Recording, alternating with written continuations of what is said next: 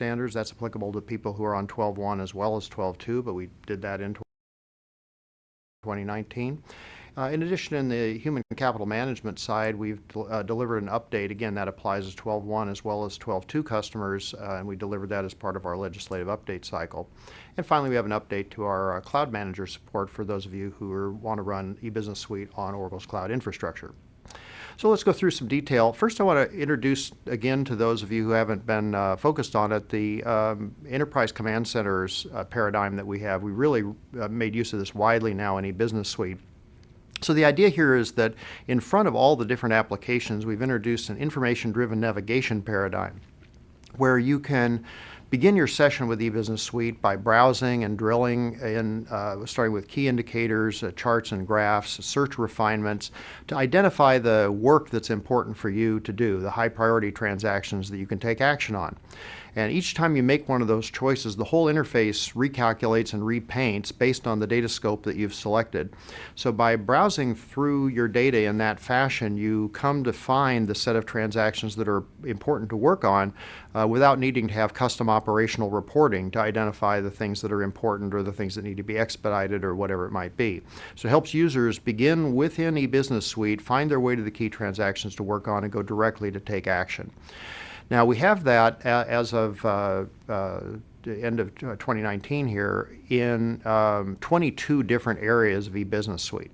So really the front end of most of the applications that you would use at this point has one or more command centers that end users can take advantage of.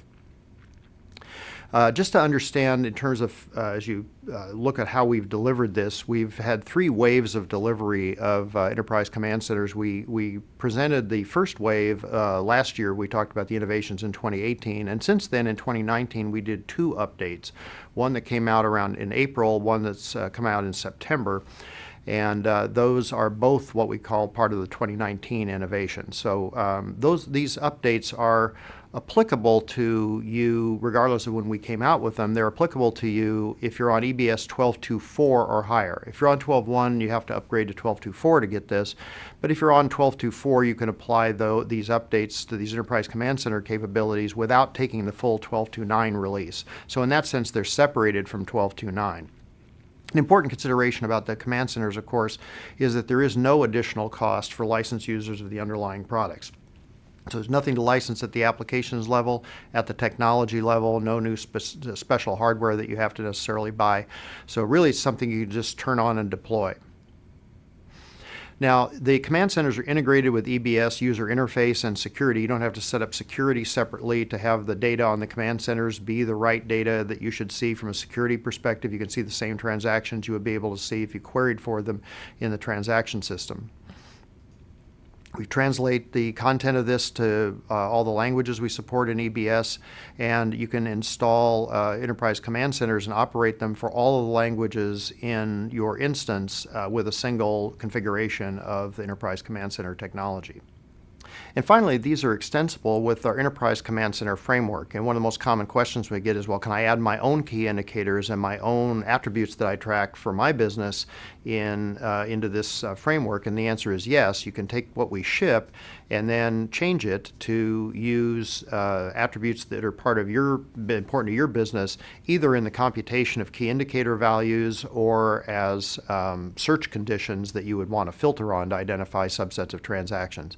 So that's documented in our new book on extending the Enterprise Command Centers. Let's turn now to financial management. So in this area, we're going to go around all the different product areas and just talk about what we've done, the key things we've done in 2019. So let's start with financials. In this area, we have delivered 7 command centers. So this is one of the most heavily progressed areas of eBusiness Suite in the last year with all this work we've done around command centers. Additionally, we have some features in lease and property management that I'll briefly highlight. So let's talk about the command centers. In receivables, we have a command center that lets you optimize the cash flow collection process and manage disputes with your customers. Let me just show you what this is like, just to give you a sense of the overall command center paradigm, as well as to give you some insight in this particular one. So let's assume we started our day as a receivables person trying to figure out who to call to collect money. So you can start with an overall view of receivables in the business, and I see the totals I have, and charts and graphs essentially indicate aging buckets and which customers owe us the most, have the largest past due balances. So from that, let's say we have one customer that represents the largest balance overall that they owe us, but maybe that actually isn't a very late balance. So maybe what we need to do is focus on the customers who are very late. So let's go over to the over 90 days part of that graph, and the operating unit that contains most of the balance that's over 90 days. Let's zero in on those transactions. And when I do that, what's interesting is now there's a different customer that's shown that actually makes up most of that balance. So that customer is probably the one we ought to call. So I can click on the bar chart there for that customer, and I'm taken directly to filtering where only the over 90-day balances for that customer are shown, and you can see here all the invoices that make up that balance. So, and they're sorted by descending order in terms of the amount. So the one at the top there is the biggest invoice for the customer that makes up most of our over 90 days overdue balance. So I can click on that invoice and preview it and call the customer and discuss that with them. And so with 3 clicks, I went from really not even knowing which customer to call to actually looking at the invoice that I want to call our key target customer about. So that's really the power of the model. I didn't have to have a custom invoice aging report or anything like that to figure out what the situation was or which customers had which balances. I was able to get all of that right from within eBusiness Suite and get right to a transaction to work on. So that's the idea behind this. So we had that in receivables. We also have a companion version of that in iReceivables, which is the part of receivables that faces your end customers. And this is to help them visualize where they are in their position with you as a vendor, and so that they can organize and see what is disputed and what the amounts are, and that you, from an internal perspective, can see which invoices are in different states of dispute or where there's ongoing issues that you're working with the customer on. So you might find all of the invoices that are duplicates, all the invoices that they said they never received, or all the invoices where they claim the amount is wrong or that the goods are damaged, and help you zero in on a category of problems and then work through those problems with a customer. On the payables side, we help you with the Command Center optimize your days payable outstanding by making sure that you pay invoices no earlier than you have to, but not so late that you incur penalties. And also that you take advantage of discounts that may be available by paying a bit early. In the fixed asset side, we focus on helping you get your period close done efficiently by helping you identify transactions that are in various pending states that might impede the ability to close the books, like revaluation or transfer or move type transactions. We also help you forecast what the depreciation is likely to be, which assets that are being capitalized that will start being depreciated at a certain point, and where your assets may be underutilized. So maybe you have laptops in a particular location that are not assigned to anyone. This Command Center can help you find all those kind of issues.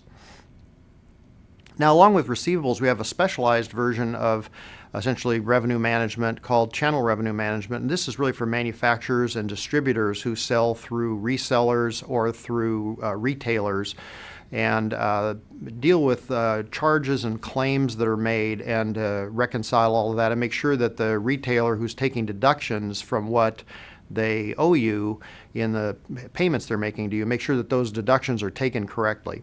And so the Channel Revenue Management Command Center helps you understand the patterns of the deductions, zero in on specific types of deductions to make sure that those are all being done correctly. Incentive compensation, we help make sure that you can visualize how the sales compensation plans you have are working and what kind of behavior is being incented by the plans, and to make sure that we can quickly get to resolving any kind of processing issues that might affect the payments you're making to your salespeople. In the lease and finance management area, we have a command center that for leasing operations that bill where the leases are based on usage, where the usage-based revenue metric is in play. We help you identify the revenue you're getting for the different asset usage, and to track down usage amounts and understand basically how you can collect those things more efficiently.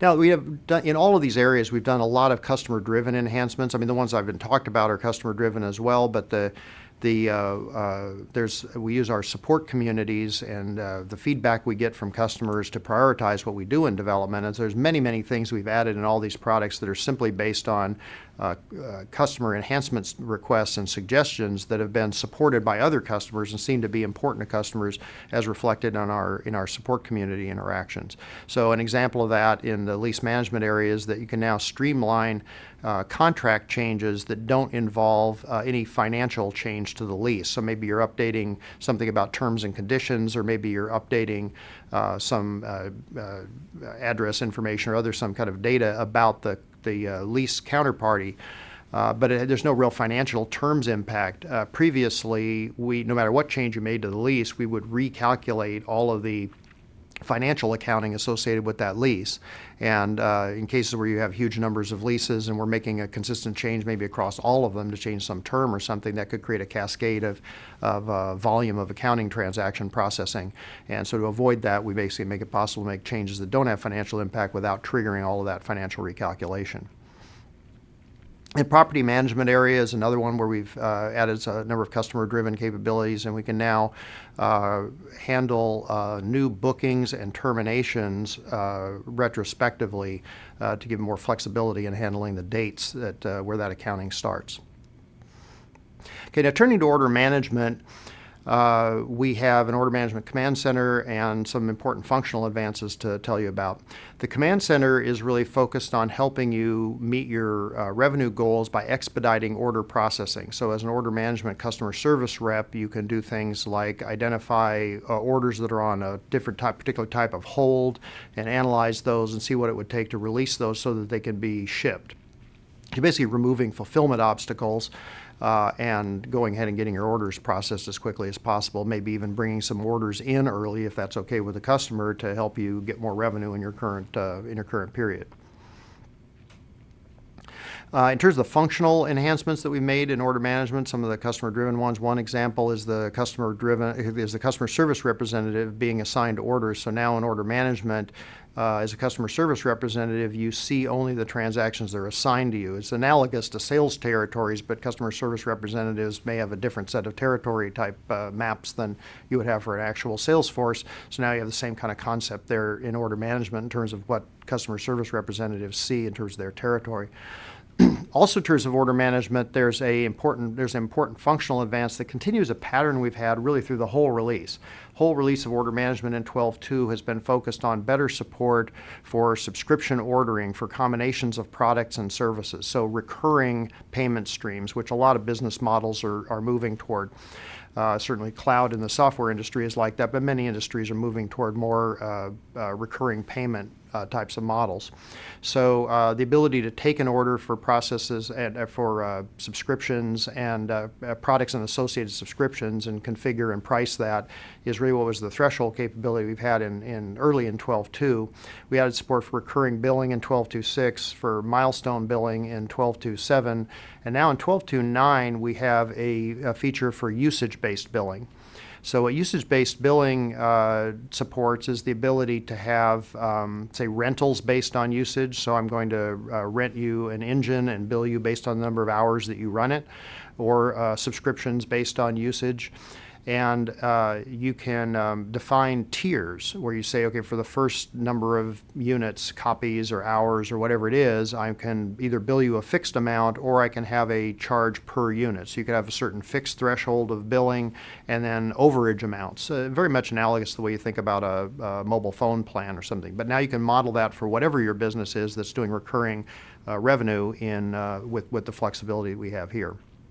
So as we turn to customer-driven enhancements in the order management area, I'll highlight a couple of these. One is that we now support taking returns in any unit of measure. So maybe you place an order in terms of cases and somebody wants to return individual ones. So I bought a case of something and the customer keeps that but returns one defective unit or item from inside the case. So we now accept returns in an each type measure, whereas maybe you ordered in a case unit of measure.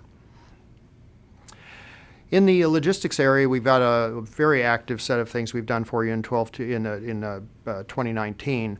including the Inventory Management Command Center, which is there to help you in the actual shipment process get your orders out. So basically you're helping to expedite shipment of high priority orders. You can prioritize orders that are late. You can integrate with the transportation carriers to figure out exactly which things should be put in which carrier trip as they show up at your warehouse or your plant when you're shipping. We have a new aging inventory dashboard to help you manage basically to help you more efficiently allocate which lots of inventory you're going to be assigning to be shipped. So if you want to make sure you're shipping out the first expiring orders in an inventory item that has shelf life issues, you can manage that more effectively now with the inventory aging dashboard. We also have a new dashboard that supports cycle counting, and this is important because you can understand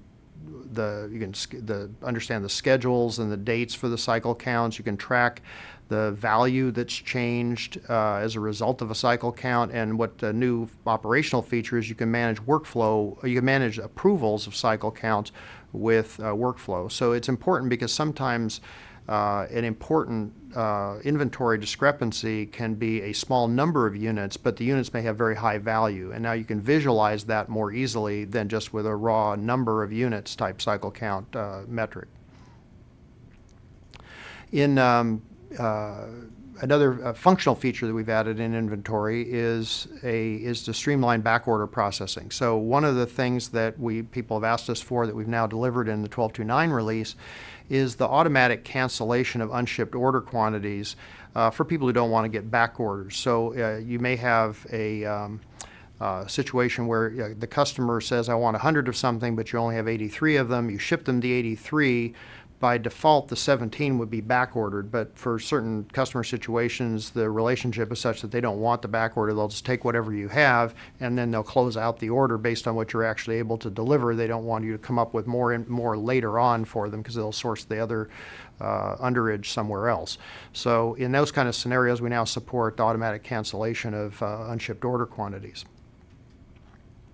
Another important feature that people have asked for that we've now delivered in 12.2.9 is an improvement in mobile supply chain apps where you can now scan barcodes and populate multiple fields within the multiple supply chain app based on the barcode value. And another one that people have asked for that we've done is very important in certain industries. It's called Verify Pick. And what this means is that when you pick at the different steps in the picking and the shipping process, you can create the configuration where somebody verifies that pick before it goes to the next step. So, for example, if you're a pharmacy fulfillment operation and you're shipping medicine to people, you may have a business process that says, well, I'm going to pick this, but I'm also going to have somebody else check to make sure the right thing was picked before we actually package it up and ship it to the customer. So for certain industries, this is particularly things that involve safety and expiration and so forth, where the things are sensitive. People want to have these additional checks in their shipping process, and we now support configuring that as part of the standard product. Turning now to procurement, we've actually been very active in the procurement area really across the board. We've had new features in iProcurement for the shopping experience, as well as in the procurement capabilities that support the professional procurement line of business. So let me talk first about probably the highest impact feature we have, which is really the shopping experience we're providing now in iProcurement. And again, this is delivered, it's not literally a command center, but it's delivered with our command center technology, which means you can take this and get this shopping experience directly on any release of 12.2 that you're running, 12.2.4 and higher, without buying anything. You don't have to go to 12.2.9, you don't have to buy technology or anything. You can just download this and turn it on and have this shopping experience now in iProcurement. And so what this is really all about is bringing consumer-like familiar web shopping behaviors to your internal procurement activity that you have that faces your employees in iProcurement. So let's buy a monitor. So what you can do when you start with the procurement interface is you can start by shopping just as you would on a consumer site. You can start by shopping for categories. So you see here some interesting categories that maybe you want to refine because you're browsing to what kind of items you might be interested in. But in our case, we know we want a monitor, so we just type monitor into the search field, and the system shows us some monitors. And from here, we, as you would in consumer shopping, we want to do a search refinement. There's really only certain display sizes that we're interested in, so we can actually enter a display size refinement and cut our search down to ones that match our display size. Now I'm interested in a couple of these, so I can check two of these and say that let's compare two of them specifically. So you check a couple of those and click on compare, and you get a comparison screen that actually highlights the attributes of those monitors and highlights where they're different to help you quickly discriminate the correct choice that you want to make that's best fit for your needs. So having chosen that, I also want to look at ratings and reviews. So I said I've got a candidate here I might buy, but before I actually commit to it, I want to look at how well this item has been reviewed by other people in my organization who might probably have a similar type of job role, same use of the product. So you might think for something like a monitor, you could go to a consumer site and read about the monitors. But for the things that you buy that are unique to your business, in whatever your line of business is, that maybe aren't consumer products that are reviewed on consumer sites, things that are more of an industrial business-to-business nature, this gives you a way for other employees to rate and review the effectiveness of the things they buy so that you can benefit from that insight from similarly situated people when you decide what to buy for your own needs. So now, having decided we want to buy this monitor, we simply add it to our shopping cart with a quantity, and then we enter the shipment and accounting information about where we want this shipped and billed, and submit it. So with that, we bought a monitor. A very familiar type of experience that sort of anybody coming into the organization will be able to accept and think is an appealing one. Now, meanwhile, for the professionals on the procurement side, we have a command center now that helps you optimize your procurement operations and your catalog management. So you can identify exceptions. You can identify things where things that you have been asked for are going to be running late. You can also process request or feedback that people have. So one of the things we have is that as people rate and review the things that are in the catalogs, you as the procurement department can look at that information and identify items that are that have issues, that are being poorly rated by your employees, and then you can take action on those.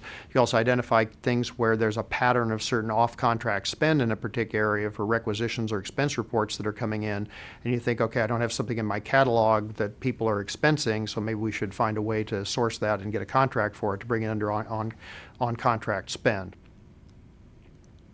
For the public sector, we have contract lifecycle management, and this is a whole contract lifecycle management command center, and this is a whole set of functionality focused on helping achieve alignment between the program office that's doing the contracting and the procurement teams across projects to help them keep good alignment about the execution of those contracts.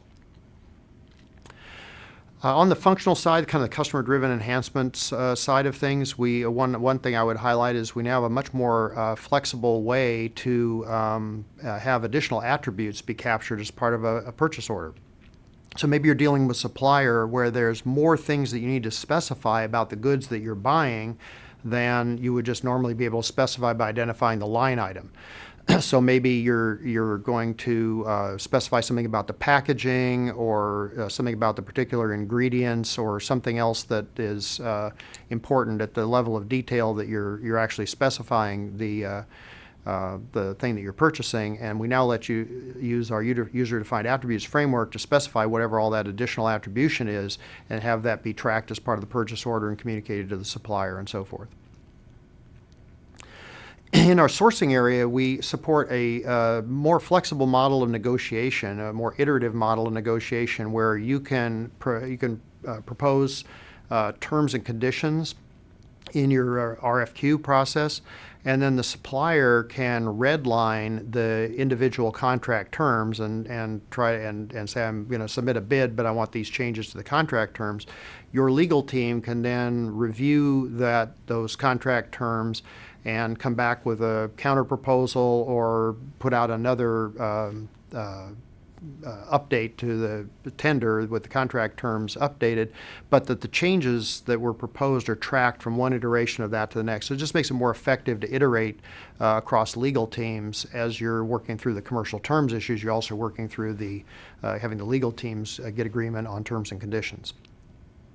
In the area of customer-driven enhancements for procurement, one feature I'd highlight is some additional controls we make available for the procurement department about the behavior of the receiving activity for end users who do their own requisitioning. So, for example, if somebody ordered 10 of something and had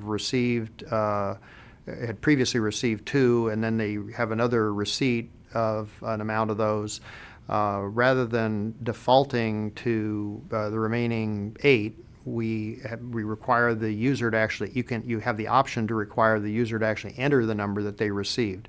So this is a way to help people accidentally or inadvertently agreeing that they received more than they actually received. It helps you keep more accuracy in terms of tracking whether people really received everything they were supposed to as associated with the requisitions that you've paid for. In the projects area, we have a project command center which helps you basically close your books and have more accurate project costing by helping you identify situations where costing may not have been captured correctly at the source. So you may have a situation, for example, where something was captured and associated with the wrong project, or it might be an expense that should have been capitalized rather than being treated as an expense item. It helps you identify those anomalies and get them corrected before you run through your period close process. In project billing, we actually have some really important enhancement in the area of bill groups. So the ability to bill certain aspects of a project on different basis, on to say certain types of things I do, maybe design services, I want to track the time cards that roll up in that type of expense and bill that weekly to my customer. And then there's some other types of things on my project where maybe I receive major materials and have the contract allows me to bill the customer when those materials are delivered to us. And then there may be other aspects of the project where you bill based on earned value milestones that are present in your schedule of values. So what the bill group flexibility allows you to do is to group all of the underlying expenses into those grouping areas so that you can bill in the right way to your end customer. And the flexibility we have is also to be able to group those, so if you're doing multiple projects for the same customer, you can actually bill an invoice for a particular bill group across projects. So if I'm doing, let's say, design services on 3 different projects for one customer, I can send out a weekly bill for design services across the 3 different projects. We now support revenue accrual by the bill group and then delivering those consolidated invoices for each of the bill groups and the different periodicities and maybe to different people in the organization that are responsible for paying those bills. In the customer-driven enhancements, one of the simple things that we did that's important in sort of global multi-currency projects is to be able to generate revenue in the cost transaction currency so that it makes it more easy to match revenue to costs. So turning to manufacturing, we have a number of command centers and some key functionality we've added. The Discrete Manufacturing Command Center helps you identify problems that are occurring in your manufacturing process and helps you resolve them. Things like identifying a case where you have a component shortage and you need to identify the part you're going to use that you may have in stock that would be an adequate substitute for the one that's out of stock so that you can progress your manufacturing and ship the product. We have similar capability in the Process Command Center, Process Manufacturing Command Center, and in addition to just the ability to identify component substitutions, the Command Center is sensitive to expiration dates. So if you're going to substitute in a new sudden order that's come in and you have to decide which lots you're going to consume in that, you can actually decide to do the ones that are have the nearest expiration date, so you make sure you use those up before you go on to manufacturing. It involves the lots that have later expiration dates. In outsourced manufacturing, we help you interact with your manufacturing partners who are doing manufacturing on your behalf. You may be paying for the orders for raw materials that go to those manufacturing partners, for example, and this helps you gain visibility to problems with your manufacturing partners' orders, either the order flow to you or the order flow of raw materials into your manufacturing partner, and take proactive steps to keep all of that on track. In the manufacturing cost management command center, we help you identify issues that are occurring in costing transactions so you can get those efficiently cleared up to not interfere with your period close. In process manufacturing, on the functional side, again, customer-driven enhancements, we have what we call serialization support. So now what you do is capture the serial numbers of the consumed ingredients and the serial numbers of the final products that they're going into. So you can, and then we have a capability called serial genealogy to track and trace the ingredients from the serial units to where they were issued and which batch they were issued and to which serial numbers those batches actually wound up in. So that's important in industries like pharmaceuticals and food and beverage, where you want a very careful traceability of where the ingredients came from for a particular lot of final product. So more broadly, in process manufacturing, for custom list of customer-driven enhancements that people have asked for, we support batch-specific process instructions. So if you have a make-to-order type of business where maybe you're bending metal a different way for each customer order, you can actually have the process instructions for the particular order now be specific to the process instruction, be specific to each order. Discrete manufacturing, we let you see the on-hand order quantity across sub-inventories. So if you could be getting the material from any one of a number of sub-inventories, you may have reasons why you'd want to draw it from one rather than another.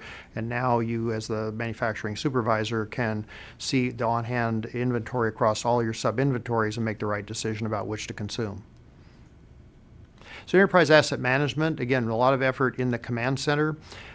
Here the focus is on letting you both prioritize overall work, but also respond to both labor and material shortages. So you may have bottlenecks where a technician is assigned to too many work orders and it's going to cause the work orders to be late getting completed, and we help you identify those conditions and who the appropriate substitute technicians would be to complete the work and more balance the load to get better throughput. We also help you respond to material shortages. So if you have an emergency repair, that all of the components that are needed for that repair are allocated to other work, but some of that work's lower priority, we help you identify where you can deallocate the material where it's already used and reallocate it to something that's higher priority. So you can continue your, be as responsive as possible for the highest priority maintenance activities that you have.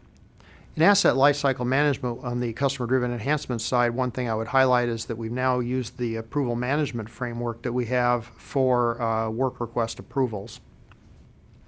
Turning now to service, we have some command centers and some key functionality to tell you about.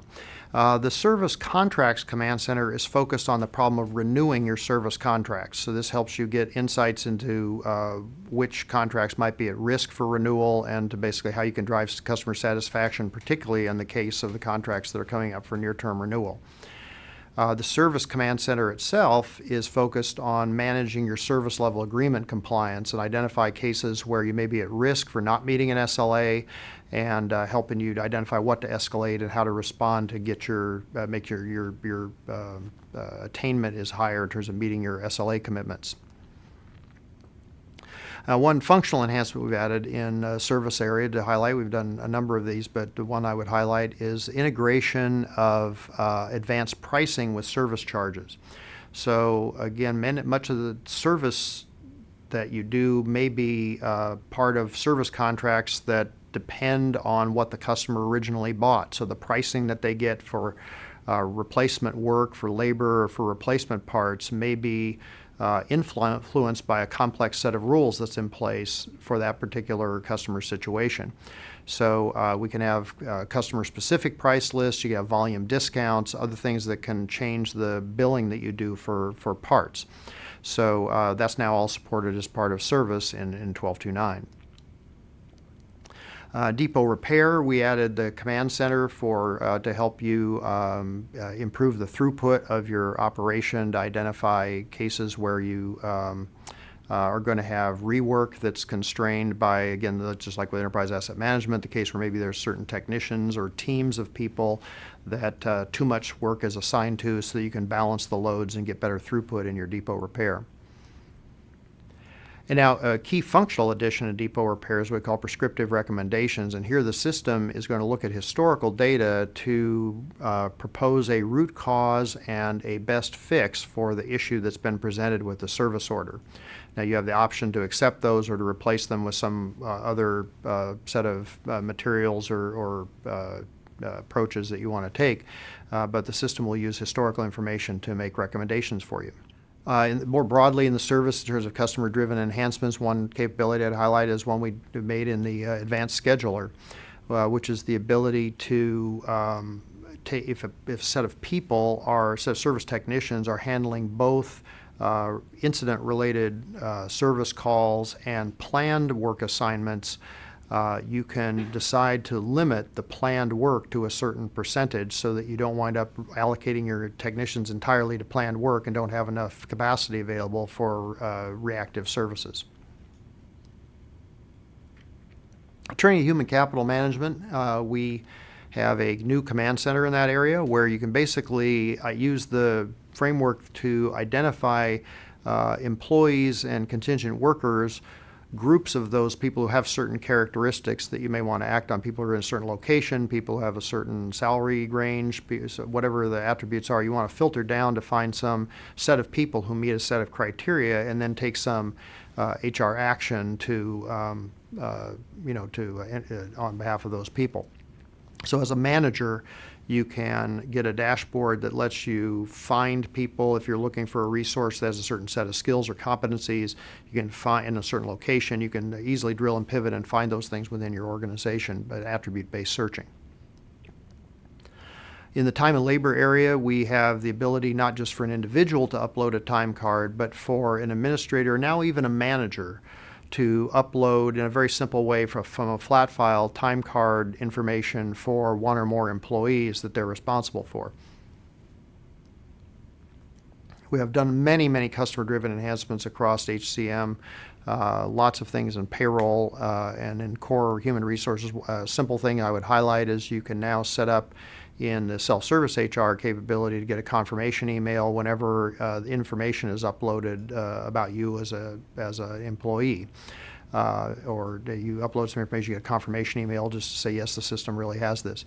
You can also modify or delete a leave of absence that's already started. So just some things that customers have been asking for that we've now done in this release. Turning finally to the application technology area, this is one where we've made some enhancements to accommodate evolution of technology that we're experiencing. The browsers are really dropping their support for interacting in a technical way tightly with Java on the desktop. So they're basically, they're requiring that we move to a different way of starting up the Oracle Forms-based client, the Java desktop program that runs to present the Oracle Forms interfaces. So you have to use a new approach called Java Web Start that we've had out now for more than 2 years, rather than the conventional approach to launching forms. One of the issues that has presented is that it's not been possible to bring up multiple different form sessions in a single browser. And now we've resolved that, and we now have a feature that lets you actually have multiple forms launched from the same browser session under the Java Web Start architecture. So the take-home message here is, first of all, if you haven't already done it, you need to deploy Java Web Start as an alternative to what you're currently using to launch forms. And then with this feature, you don't have any loss of flexibility in terms of having multiple form sessions open at the same time. In our OA framework, we've done a lot of usability enhancements. One key feature we did was list search, where you can view and represent saved searches as info tiles and get a kind of modern presentation of your info tile results as key indicators for your saved searches. We've implemented that not everywhere in the applications, but a number of key areas in the main transaction products. We've done all kinds of customer-driven enhancements in this area across OA framework and workflow, things of modernizing and simplifying UX components, and number of enhancements really throughout the applications technology portfolio. One final thing that we've done in the technology area is we're actually investing considerably in here is continuing to enhance our Cloud Manager, the E-Business Suite Cloud Manager. This is the utility that you use if you're trying to run EBS on our cloud infrastructure. So this supports basically one-click provisioning of cloud instances of EBS with pre-populated deployment options. You can have user-selected deployment options and do provisioning from templates. You can lift and shift a system that's running on your on-premises over to the cloud using this, and you can clone it once you get there. So those are the capabilities that we've added in our Cloud Manager.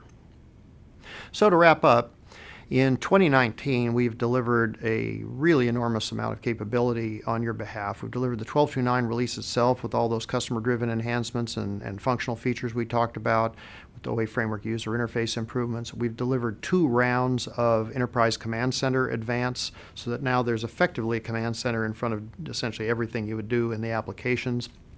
22 command centers, including that iProcurement, new user interface shopping experience. We've made some updates for the lease accounting standards. We've made updates for the HCM area, and we've improved our Cloud Manager UI. The best way to keep track of what we're up to in eBusiness Suite is at oracle.com/EBS. From there, you can get to our learning channel or learning subscription. You can get to other resources that keep you up to date with all the announcements that we have about progress and releases that we're making within EBS. So I encourage you to stay tuned to what we come out with on oracle.com/EBS.